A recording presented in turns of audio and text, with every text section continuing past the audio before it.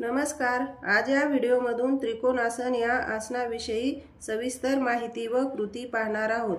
त्रिकोणासन म्हणजे हे आसन केल्यावर आसन स्थिती त्रिकोणासारखी दिसते, म्हणून या आसनाला त्रिकोणासन असे म्हणतात। किंवा त्रिकोणासन केल्यावर शरीराची अवस्था काहीशी त्रिकोणाप्रमाणे होते, म्हणून या आसनाला त्रिकोणासन असे म्हणतात।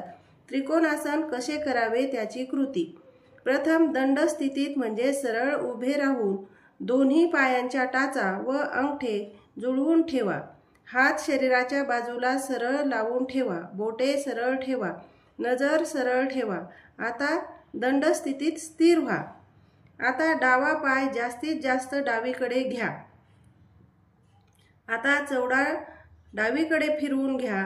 डावा गुडघा 90 अंशाच्या कोनात वाकवून डाव्या हाताचा तळवा डाव्या पायाच्या बाहेरील बाजूस करंगळी जवळ टेकवा।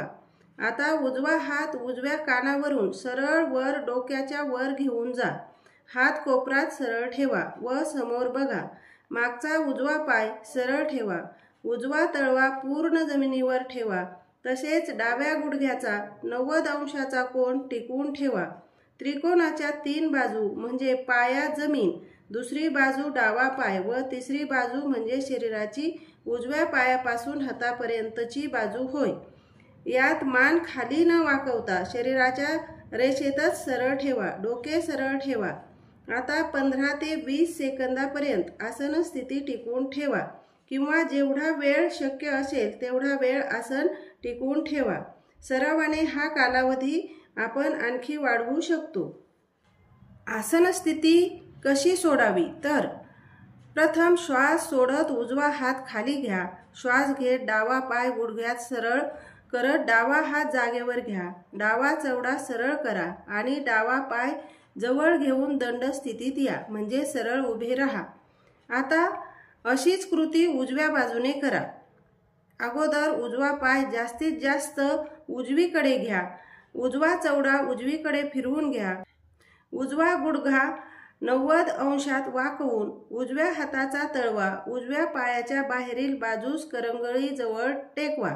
आता डावा हात डाव्या कानावरून सरळ डोक्यावर घेऊन जा।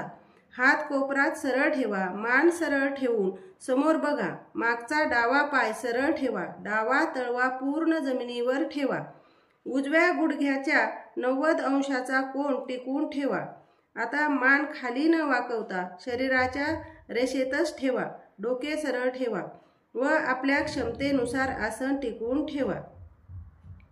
आता आसन स्थिती सोडताना श्वास सोडत डावा पाय खाली घ्या। श्वास घेत उजवा पाय गुडघ्यात सरळ करत उजवा हात जागेवर घ्या। उजवा चवडा सरळ करा आणि उजवा पाय सरळ करून दंड स्थितीत या, म्हणजे सरळ उभे राहा। सरावाने हे आसन आपण 1 ते 2 मिनिटांपर्यंत टिकवू शकतो।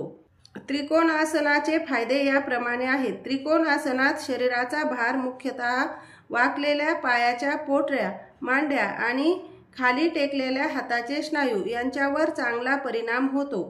तसेच पोटऱ्या, गुडघे, मांड्या व कमर येथील स्नायू चांगले ताणले जातात व दाबले जातात। शरीराच्या बाजूने स्नायू देखील बळकट होतात। हे आसन केल्याने मांड्या व पाय सुडौल होतात। तसेच या आसनाने मांडीचा सांधा बळकट होण्यास मदत होते आणि आपली दम क्षमता सुद्धा या आसनामुळे वाढते। त्रिकोणासन करताना कोणती दक्षता घ्यावी तर मांडीच्या सांध्याचे ऑपरेशन झालेले असल्यास त्यांनी हे आसन करू नये।